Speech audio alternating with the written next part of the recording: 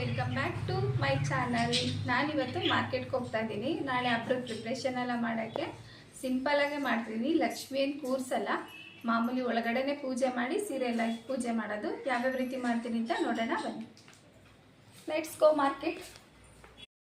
Hi, ಇನ್ನು ಯಾರ್ಯಾರು ನಮ್ಮ ಚಾನಲ್ನ ಸಬ್ಸ್ಕ್ರೈಬ್ ಮಾಡಿಲ್ವೋ ದಯವಿಟ್ಟು ಸಬ್ಸ್ಕ್ರೈಬ್ ಮಾಡಿ, ಲೈಕ್ ಮಾಡಿ, ಶೇರ್ ಮಾಡಿ, ಬೆಲ್ ಬಟನ್ನ ಕ್ಲಿಕ್ ಮಾಡಿ. ಎಲ್ಲ ನೋಟಿಫಿಕೇಷನ್ನು ಬರುತ್ತೆ ನಾನು ಹೊಸದಾಗಿ ವಿಡಿಯೋ ಅಪ್ಲೋಡ್ ಮಾಡ್ತಾಯಿದ್ರೆ. ಸೊ ಈ ಬೆಳಗಿನ ವೆದರಲ್ಲಿ ಅಂದರೆ ಅರೌಂಡ್ ಆಗಲೇ 10:30 ಆಗಿದೆ. ಸಖತ್ತು ಮಳೆ ಅಲ್ವಾ ಇವಾಗ, ತುಂಬ ವೆದರೆಲ್ಲ ಕೋಲ್ಡ್ ಆಗಿರುತ್ತೆ. ಮಾರ್ಕೆಟ್ಗೆ ಹೆಂಗಪ್ಪ ಹೋಗೋದು ಅನಿಸುತ್ತೆ. ಸೊ ಮಾರ್ಕೆಟಲ್ಲಂತೂ ಕೇಳಲೇಬೇಕಿಲ್ಲ, ಹಬ್ಬದ ಸೀಸನ್ ಅಲ್ವಾ, ತುಂಬ ಜನ ತುಂಬಿರ್ತಾರೆ ಅಂದ್ಕೋತೀನಿ. ನೋಡೋಣ, ಆದಷ್ಟು ಟ್ರೈ ಮಾಡಿ ಮಾರ್ಕೆಟ್ಗೆ ಹೋಗಿ ಏನೇನು ಬೇಕೆಲ್ಲ ಪರ್ಚೇಸ್ ಮಾಡ್ಕೊಂಡು ಬರೋಣ. ಕ್ಲೈಮೇಟ್ ಅಂತೂ ತುಂಬ ಚೆನ್ನಾಗಿದೆ. ವೆದರ್ ನೋಡೋಕ್ಕೆ ಖುಷಿ ಆಗುತ್ತೆ, ಒಂಥರ ಬಿಸಿಲಿಲ್ಲ. ಆದರೂ ಬಿಸಿಲಿದ್ರೇ ಸರಿ. ನನ್ನ ಮಗನ ಲಂಚಿಗೆ ಬಿಟ್ಟಿದ್ದಾರೆ, ಸೊ ಆಟ ಆಡ್ತಿದ್ದಾನೆ.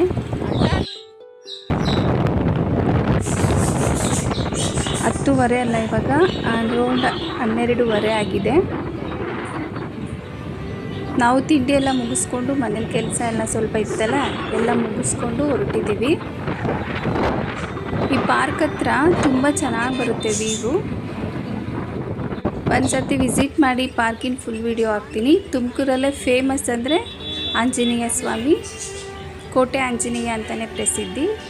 ಯಾರ್ಯಾರು ನೋಡಿದ್ದೀರಾ ಒಂದು ಲೈಕ್ ಮಾಡಿ. ಸೊ ಇಲ್ಲಿಂದ ಸ್ಟಾರ್ಟು ಅಂತಸ್ನಳ್ಳಿ ಮಾರ್ಕೆಟು. ಅಂತಸ್ನಳ್ಳಿಗೆ ಹೋಗೋ ರೋಡಲ್ಲಿ ದೊಡ್ಡ ಮಾರ್ಕೆಟ್ ಇದೆಯಲ್ಲ, ಸೊ ಇಲ್ಲಿಂದ ಶುರುವಾಗುತ್ತೆ ಎಲ್ಲ ಇಟ್ಕೊಂಡು. ಟ್ರಾಫಿಕ್ ನೋಡಿ ಫುಲ್ಲು, ಎಷ್ಟು ವೆಹಿಕಲ್ಸ್ ಇದೆ ಅಂತ. ಸೊ ನಮ್ಮ ಜನ ಏನು ಮಾಡ್ತಾರೆ ಅಂದರೆ, ಒಬ್ಬರು ಬರೋದಕ್ಕೆ ದೊಡ್ಡ ಕಾರ್ ತೊಗೊಂಡು ಬರ್ತಾರೆ. ಒಂದು ಸಿಂಗಲ್ ವೆಹಿಕಲಲ್ಲೇ ಬರ್ಬೋದು, 2 ವೀಲರಲ್ಲಿ. ಕಾರೆಲ್ಲ ತಂದರೆ ಹೋಗೋಕ್ಕೂ ಆಗೋದಿಲ್ಲ. ಹೂವಿಂದು ತೋರಣಗಳು ಹಿಂದೆ ಡೆಕೋರೇಷನ್ ಮಾಡೋಕ್ಕೆ ಲಕ್ಷ್ಮಿಗೆ ಯಾವ್ಯಾವ ರೀತಿ ಮಾಡಿಟ್ಟಿರ್ತಾರೆ. ಸೀಸನ್ ಅಲ್ವಾ, ಸೊ ಒಳ್ಳೆ ವ್ಯಾಪಾರ ಅನ್ಕೋತೀನಿ ಅವ್ರಿಗೆ. ಆಗಿನ ಕಾಲದಲ್ಲಿ ಅಷ್ಟಾಗಿ ಲಕ್ಷ್ಮಿ ಕೂರಿಸ್ತಿರ್ಲಿಲ್ಲ, ಕೆಲವ್ರ ಮನೇಲಿ ಮಾತ್ರ ಕೂರಿಸ್ತಿದ್ರು. ಈಗಂತೂ ಪ್ರತಿಯೊಬ್ಬರು ಮನೇಲೂ ಲಕ್ಷ್ಮಿ ಕೂರಿಸ್ತಾರೆ, ಗ್ರ್ಯಾಂಡಾಗಿ ಹಬ್ಬ ಮಾಡ್ತಾರೆ. ಹಣ್ಣು, ಬರೀ ಹಣ್ಣು ಹೂಗಳ್ದೆ ಇಲ್ಲಿ ತುಂಬ ಮೇಯ್ನ್ ಚೆನ್ನಾಗಿ ಕಾಣಿಸೋದು. ಬನ್ನಿ ಮಾರ್ಕೆಟ್ ಒಳಗಡೆ ಹೋಗೋಣ.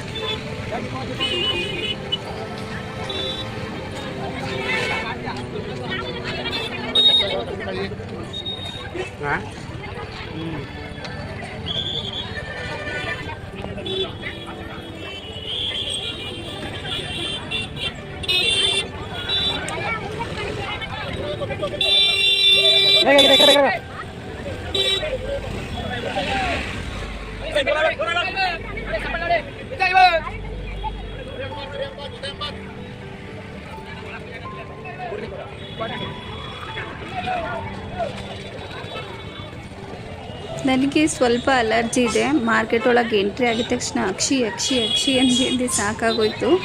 ಸ್ವಲ್ಪ ಡಸ್ಟೆಲ್ಲ ಇರುತ್ತಲ್ವಾ, ಸೊ ಇವತ್ತಲ್ಲ ಯಾವಾಗ ಹೋದ್ರೂ ಸೇಮ್ ಹಿಂಗೆ ಆಗುತ್ತೆ ನನಗೆ.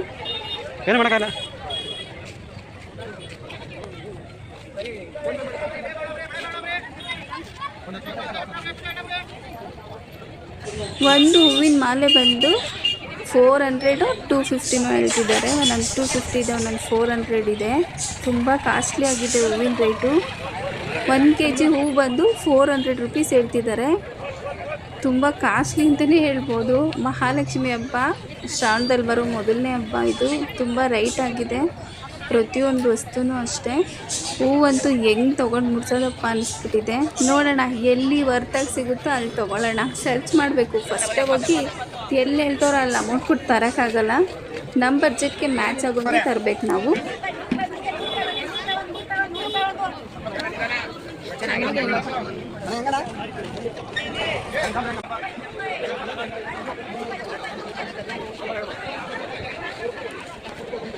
ರೈತರು ತಾವು ಬೆಳೆದಿರೋ ಅಂಥ ಹೂವನ್ನ ಈ ರೀತಿ ಫುಲ್ ಬ್ಯಾಗಲ್ಲಿ ತಂದು ಇಟ್ಕೊಂಡು ಹೋಲ್ಸೇಲಾಗಿ ಫುಲ್ ಬ್ಯಾಗೇ ಕೊಟ್ಬಿಡ್ತಾರೆ. ಅದು ಕಡಿಮೆನೂ ಕೊಡಲ್ಲ. ನಾವು ಒಂದು ಅರ್ಧ kg ಕೊಡಿ ಅಂದರೆ ಕೊಡಲ್ಲ ಅವರು. 1 kg 2 kg ಹಿಂಗೆ ತೊಗೊಬೇಕು. ಹೂವು ಅಷ್ಟೇ, ಮಾರು ತೊಗೊಂಡ್ರೆ ಏನಕ್ಕೂ ಸಾಕಾಗಲ್ಲ. ಹೂವು ಒಂದು ಮಾರು 250, 100 ರೂಪಾಯಿ ಈ ಥರನೂ ಇದೆ ಕೆಲವೊಂದು. ಅಂದರೆ ಕನಕಾಂಬರ ಸ್ವಲ್ಪ ಕಮ್ಮಿ ಇದೆ, ಮಿಕ್ಕಿದೆಲ್ಲ ಸ್ವಲ್ಪ ಜಾಸ್ತಿನೇ ಇದೆ.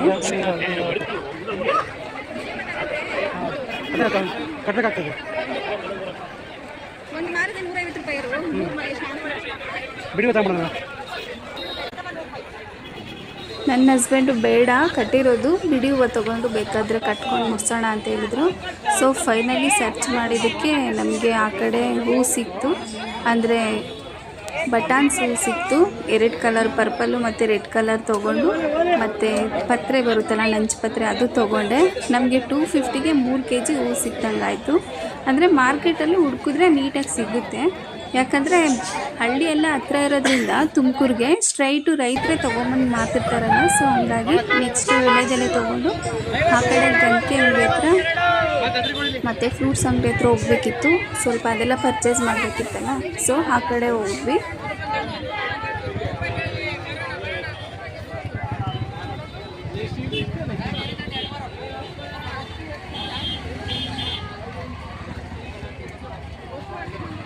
ಇವತ್ತು ಒಂದಿನ ಮಾತ್ರ ಈ ಹೂವೆಲ್ಲ ಎಷ್ಟು ಚೆನ್ನಾಗಿ ನಗ್ತಾ ಇರುತ್ತೆ. ನೆಕ್ಸ್ಟು ದೇವ್ರಿಗೆ ಮುಗಿಸಿ ತೆಗಿಯುವಾಗ ಫುಲ್ಲೆಲ್ಲ ಮಾಡೋದಂಗೆ ಆಗಿರುತ್ತೆ. ಮನುಷ್ಯನ ಜೀವನವೂ ಅಷ್ಟೇ, ಎಷ್ಟು ದಿನ ಆಗುತ್ತೋ ಅಷ್ಟು ದಿನ ಚೆನ್ನಾಗಿ ನಗ್ನಗ್ತಾ ಇರಬೇಕು, ಖುಷಿಯಾಗಿರಬೇಕು. ಲೈಫು ಕ್ಷಣಿಕ, ಯಾವಾಗ ಏನು ಬೇಕಾದರೂ ಆಗ್ಬೋದು. ಸೊ ಇರೋ ಅಷ್ಟು ದಿನ ಚೆನ್ನಾಗಿ ಖುಷಿಯಾಗಿ ಎಂಜಾಯ್ ಮಾಡ್ಕೊಂಡು ಇರಬೇಕು.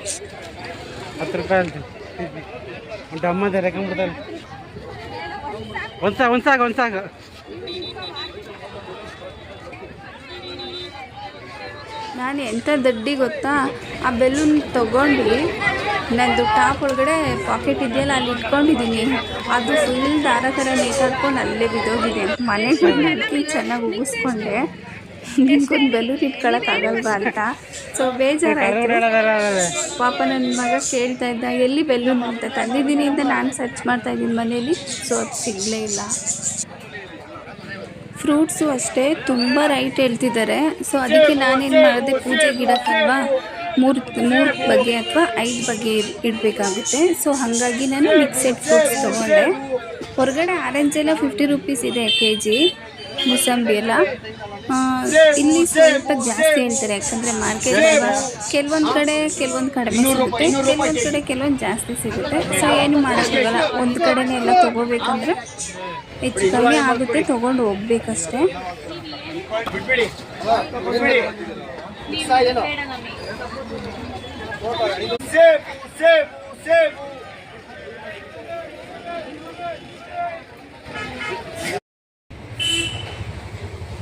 ಸೊ ನಾವು ಮಾರ್ಕೆಟಿಂದ ಎಲ್ಲ ಬಂದು ಎಲ್ಲ ರೆಡಿ ಮಾಡಿಟ್ಟು ನೆಕ್ಸ್ಟ್ ಡೇ ವರಮಹಾಲಕ್ಷ್ಮಿ ಹಬ್ಬದ ಬ್ಲಾಗ್ ಇದು.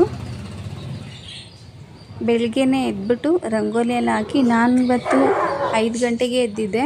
5 ಗಂಟೆಗೆ ಎದ್ದು ಬಾಗಿಲೆಲ್ಲ ತುಳಿದು ರಂಗೋಲಿ ಹಾಕಿ ಟಿಫನ್ ಎಲ್ಲ ರೆಡಿ ಮಾಡ್ತಾಯಿದ್ದೀನಿ. ಸೊ ಮನೇಲಿ ಇನ್ನೂ ಯಾರೂ ಎದ್ದಿರಲಿಲ್ಲ, ನಾನು ಸ್ವಲ್ಪ ಬೇಗನೆ ಎದ್ದೆ. ಅಂದರೆ ಒಳ್ಳೆ ಮುಹೂರ್ತದಲ್ಲಿ ಕಲಶ ಸ್ಥಾಪನೆ ಮಾಡಬೇಕು. ಲಕ್ಷ್ಮಿ ಕೂರಿಸ್ದೆ ಹೋದ್ರೂ ಅಭಿಜಿನ್ ಮುಹೂರ್ತದಲ್ಲಿ ಮಾಡೋಣ ಅಂತ ಎಲ್ಲ ಟ್ರೈ ಮಾಡಿದೆ. ಸೊ ಹಾಗಾಗಿ ಬೇಗ ಎದ್ದೆ. ನನ್ನ ಮಗ ಬಿಡಲಿಲ್ಲ, ಸ್ವಲ್ಪ ಮೋಡ ಎಲ್ಲ ಇತ್ತಲ್ಲ, ನನ್ನ ಮಲಕ್ಕೋ ಅಂತೇಳಿ ತುಂಬ ಇದು ಮಾಡ್ತಿದ್ದೆ. ಯಾಕಂದರೆ ನಾವು ಬೇಗ ಎದ್ದರೆ ಅವರು ಬೇಗ ಎದ್ಬಿಡ್ತಾರೆ, ಚಳಿ ಬೇರೆ. ನಿಧಾನಕ್ಕೆ ಮಾಡಿಕೊಂಡ್ರೆ ಆಯಿತು ಬಿಡು ಅಂತ ಹೇಳ್ಬಿಟ್ಟು ನಾನು ವೃಷಭ ಲಗ್ನದಲ್ಲಿ ಕಳಶ ಪ್ರತಿಷ್ಠಾಪನೆ ಮಾಡಿದ್ದೆ ಇವತ್ತು. ನಾವು ಹೊಸ್ಲ ಹತ್ರ ಶ್ರೀ ಜಯ ಶ್ರೀ ವಿಜಯ ಅಂತ ಬರಿಬೇಕಂತೆ. ಯಾಕಂದರೆ ಶ್ರೀ ಲಕ್ಷ್ಮೀನಾರಾಯಣ ಹೆಂಡತಿಯರು ಶ್ರೀ ಜಯ ಶ್ರೀ ವಿಜಯ, ಮನೆಗೆ ಅದು ತುಂಬ ಲಾಭಕರವಾಗಿರುತ್ತೆ, ಒಳ್ಳೆಯದು ಅಂತ ಹೇಳ್ತಾರೆ. ಸೊ ನಾನು ಬೆಳಗ್ಗೆನೇ ತೋರಣ ಎಲ್ಲ ಕಟ್ಟಿ ಹೂವೆಲ್ಲ ಹಾಕಿದ್ದೆ. ಅದು ನಂಚುಪತ್ರೆ ತೊಗೊಂಡು ಬಂದಿದ್ದನಲ್ಲ, ಅದನ್ನು ಫುಲ್ಲು ಕಟ್ಬಿಟ್ಟು ಮಧ್ಯ ಒಂದೊಂದು ಹೂವು ಸೇರಿಸಿದ್ದಕ್ಕೆ ಅದು ತುಂಬ ಚೆನ್ನಾಗಿ ಕಾಣಿಸ್ತಿದೆ. ಸೊ ಕಳಶನೂ ಅಷ್ಟೇ, ಲಕ್ಷ್ಮಿ ಕೂರಿಸೋ ದಿನ ಮತ್ತೊಂದು ಸತಿ ತೊಳೆದು ಹೊಸ ತೆಂಗಿನಕಾಯಿ ಇಟ್ಟು ಆ ಕಳಶಕ್ಕೆ ಸ್ವಲ್ಪ ಶುಭ ದ್ರವ್ಯಗಳನ್ನು ಹಾಕಿಬಿಟ್ಟು ಕಳಶನ ಮತ್ತೆ ಮರುಸ್ಥಾಪನೆ ಮಾಡಬೇಕಾಗುತ್ತೆ. ಯಾಕಂದರೆ ಅವರೊಂದು ಕೆಲವೊಂದು ಮುಹೂರ್ತ ಹೇಳಿದಾರಲ್ವ, 3-4 ಮುಹೂರ್ತ ಕೊಟ್ಟಿದ್ದಾರೆ. ಆ ಮುಹೂರ್ತದಲ್ಲಿ ಕಳಶ ಪ್ರತಿಷ್ಠಾಪನೆ ಮಾಡಿದ್ರೆ ಮನೆಗೆ ಒಳ್ಳೆಯದಾಗುತ್ತೆ ಅಂತ ಹೇಳ್ತಾರೆ. ನಾನು ಬ್ರಹ್ಮ ಮುಹೂರ್ತದಲ್ಲಿ ಕಳಶ ಪ್ರತಿಷ್ಠಾಪನೆ ಮಾಡಿದ್ದೀನಿ, ಎಲ್ಲ ಲಾಭದಾಯಕವಾಗಿರುತ್ತೆ ಅಂತ. ನೋಡೋಣ ಆ ತಾಯಿ ಕೃಪೆ ಹೇಗಿರುತ್ತೆ ಈ ವರ್ಷ ಅಂತ. ಸೊ ನಾನು ಬೆಳಗ್ಗೆನೇ ಇದು ಕೊತ್ತಂಬರಿ ಎಲ್ಲ ಕಿತ್ತಿ ಇಟ್ಕೊಂಡಿದ್ದೀನಿ. ಸ್ವಲ್ಪ ಧನಿಯಾ ಬೀಜ ಎಲ್ಲ ಹಾಕಿದ್ದೆ, ಅದು ರುದ್ರಾಕ್ಷಿ ಗಿಡದ ಕೆಳಗಡೆ. ಸೊ ಅದು ಈ ರೀತಿ ಬೆಳೆದಿದೆ. ನಾವೇ ಬೆಳೆದು ಯೂಸ್ ಮಾಡೋದ್ರಿಂದ ತುಂಬ ಹೆಲ್ತ್ ಬೆನಿಫಿಟ್ಸ್ ಇದೆ. ಸೊ ಅದು ಸ್ಮೆಲ್ಲು ಅಷ್ಟೇ ಘಮ ಘಮ ಅಂತಿರುತ್ತೆ ಕೊತ್ತಂಬರಿ ಸೊಪ್ಪು. ತುಂಬ ಬಿಟ್ಟರೆ ಅದು ಬೆಳೆದ್ಬಿಡುತ್ತೆ, ಆ ಗಿಡಕ್ಕೂ ತೊಂದರೆ ಆಗುತ್ತೆ ಅಂತ ಅದನ್ನು ಹಂಗೆ ಕಿತ್ಕೊಂಡೆ. ಆ ಕಡೆಯೂ ಅಷ್ಟೇ ಮೆಂತ್ಯ ಸೊಪ್ಪು ಹಾಕಿದ್ದೆ, ಅದು ಚೆನ್ನಾಗಿ ಬಂದಿತ್ತು. ಅದನ್ನು ಇವತ್ತು ಬೆಳಗ್ಗೆ ಪಲಾವ್ ಮಾಡಿದ್ನಲ್ಲ, ಸೊ ಅದಕ್ಕೆ ಉಪಯೋಗಿಸ್ಕೊಂಡಿದ್ದೀನಿ.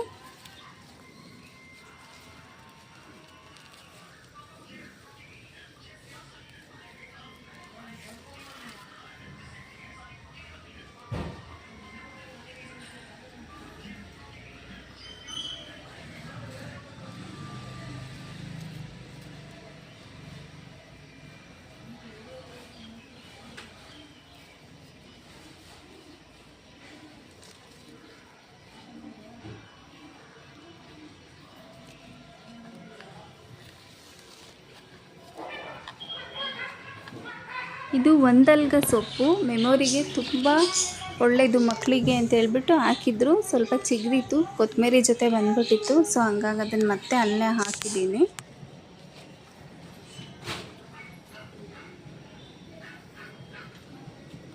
ಸ್ವಲ್ಪ ಹಾಕಿದ್ದಕ್ಕೆ ಕೊತ್ತಂಬರಿ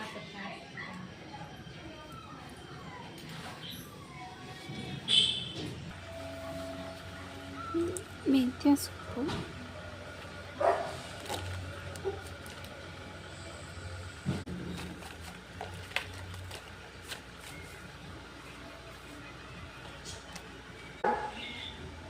ಯಾವ ಗೊಬ್ಬರ ಹಾಕಿಲ್ಲ, ಏನಿಲ್ಲ, ಇಷ್ಟು ನೀಟಾಗಿ ಬೆಳೆದಿದೆ.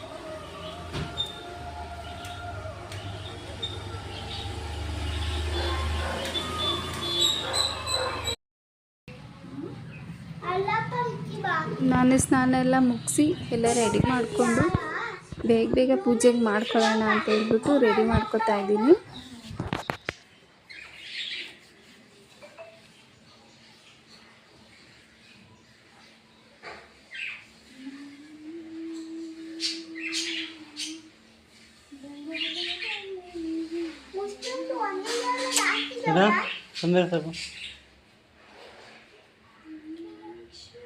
ಈ ಮಕ್ಕಳಿರೋ ಮನೇಲಿ ಯಾವ ವಿಡಿಯೋ ಮಾಡೋಕ್ಕಾಗಲ್ಲ, ಓಟ ಓಟ ಓಟ ಓಟ ಅಂತಲೇ ಇರುತ್ತೆ ನನ್ನ ಮಗು. ಅವನಿಗೆ ನಾನು ವಿಡಿಯೋ ಮಾಡ್ತಿದ್ದೀವಿ ಅಂದರೆ ಸಾಕು ಶುರು ಮಾಡ್ತಾನೆ ಕಿರ್ಚಾಡೋದು, ತರಲೆ ಮಾಡೋದು, ಮಧ್ಯ ಬರೋದು. ನಾವು ವಾಯ್ಸ್ ಓವರ್ ಕೊಡೋವಾಗಂತೂ ನಿಮ್ಗೆ ಆಲ್ಮೋಸ್ಟ್ ಕೇಳಿಸ್ತಿರ್ಬೋದು ಎಷ್ಟು ಡಿಸ್ಟರ್ಬೆನ್ಸ್ ಮಾಡ್ತಾನೆ ಅಂತ.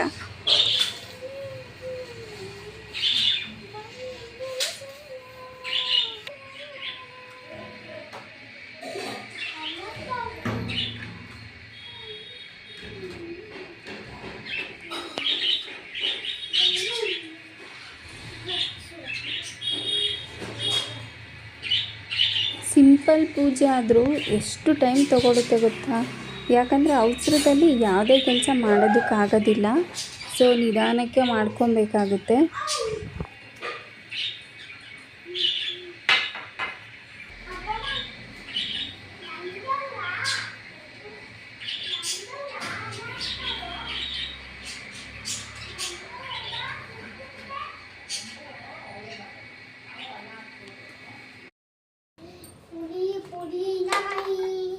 ಇದು ಲಕ್ಷ್ಮಿಗೆ ಅಂತ ಹೇಳ್ಬಿಟ್ಟು ನಮ್ಮ ಅತ್ತೆ ತೊಗೊಂಡಿರೋ ಸೀರೆ. ನಾನು ಸೀರೆ ಬಿಸ್ನೆಸ್ ಮಾಡೋದ್ರಿಂದ ಸೊ ನನ್ನ ಹತ್ರನೇ ಸೀರೆ ತೊಗೊತಾರೆ. ಬೆಂಟೆಕ್ಸ್ ಬಾರ್ಡರಲ್ಲಿ ಸೂಪರಾಗಿದೆ ಸ್ಯಾರಿ. ಇದು ರೆಡ್ ಕಲರು. ನಾನು ಎಕ್ಸ್ಟ್ರಾ ಬ್ಲೌಸ್ ಪೀಸ್ ತೊಗೊಂಡಿದ್ದೀನಿ, ಮತ್ತು ಮಡ್ಲಕ್ಕಿಗಿಡೋ ಸಾಮಾನೆಲ್ಲ ತೊಗೊಂಡಿದ್ದೀನಿ. 1 ಡಜನ್ ಬಳೆ, ಅರ್ಧ ಕೊಬ್ಬರಿ, 1 ಅಚ್ಚು ಬೆಲ್ಲ, ಅಕ್ಕಿ, ವಿಳೆದೆಲೆ 5, 3 ಈ ಥರ ಉಂಡೆ ಇರೋ ಅಡಿಕೆನೇ ಇಡಬೇಕಂತೆ.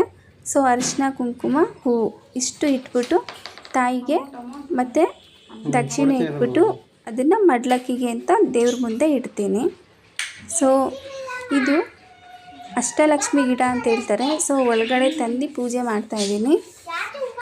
ಇದು ಲಕ್ಷ್ಮೀ ದೇವಿ ಸ್ವರೂಪ ಅಂತಾರೆ. ಸೊ ಹಾಗಾಗಿ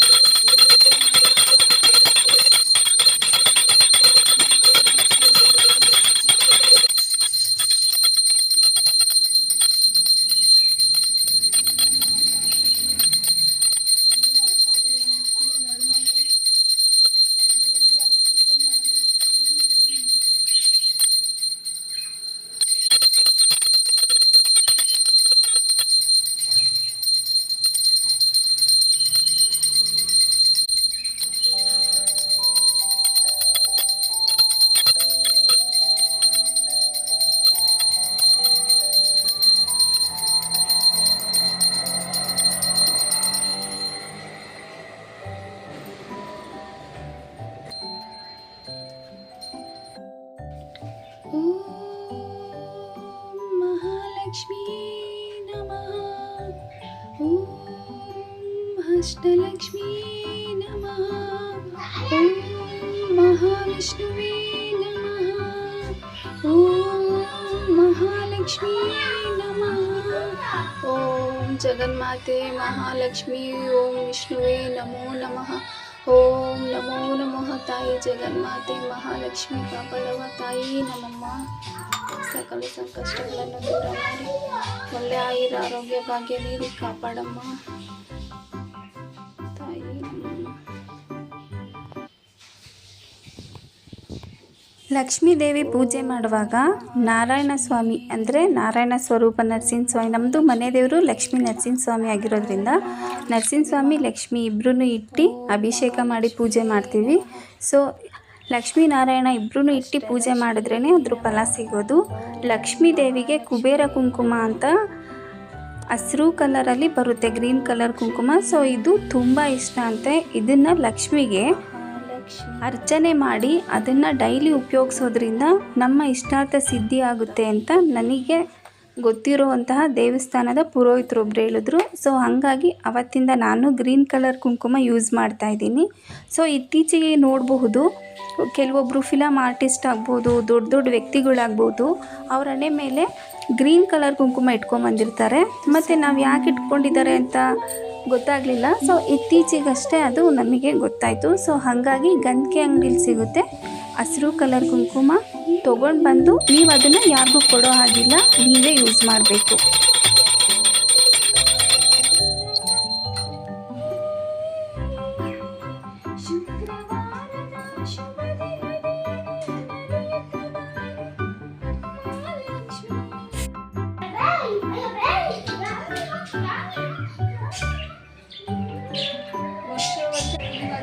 ಎಲ್ಲ ಇಟ್ಟಿಗೆ ಮುಖವಾಡ ಬಂದಿದ್ದಿಲ್ಲ ಅಷ್ಟೇ ಅಲ್ವೇ ನಮ್ಮ ಮುಖವಾಡ ಇಟ್ಕೊಳ್ಬೇಕು ಜಾಕೆ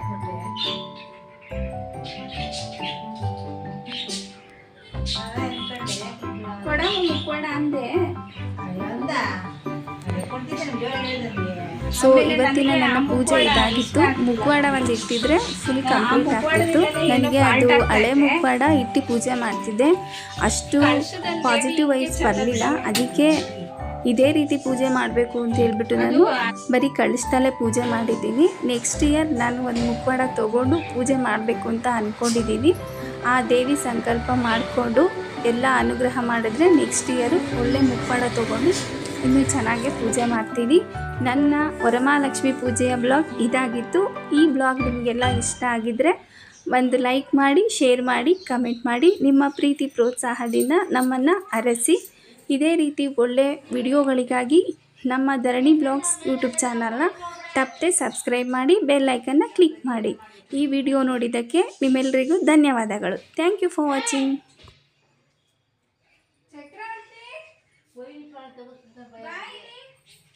ಸರ್ವಮಂಗಳ ಮಾಂಗಲ್ಯೆ ಶಿವೆ ಸರ್ವಾರ್ಥ ಸಾಧಕೆ ಶರಣ್ಯೇ ತ್ರಯಂಬಕೆ ಗೌರಿ ನಾರಾಯಣಿ ನಮೋಸ್ತುತೆ. ಓಂ ಮಹಾಲಕ್ಷ್ಮಿಯೇ ನಮೋ ನಮಃ. ಈ ವಿಡಿಯೋ ನೋಡಿದವರಿಗೆಲ್ಲ ಆ ಮಹಾಲಕ್ಷ್ಮಿ ಕೃಪೆಯು ಸದಾ ದೊರೆಯಲಿ.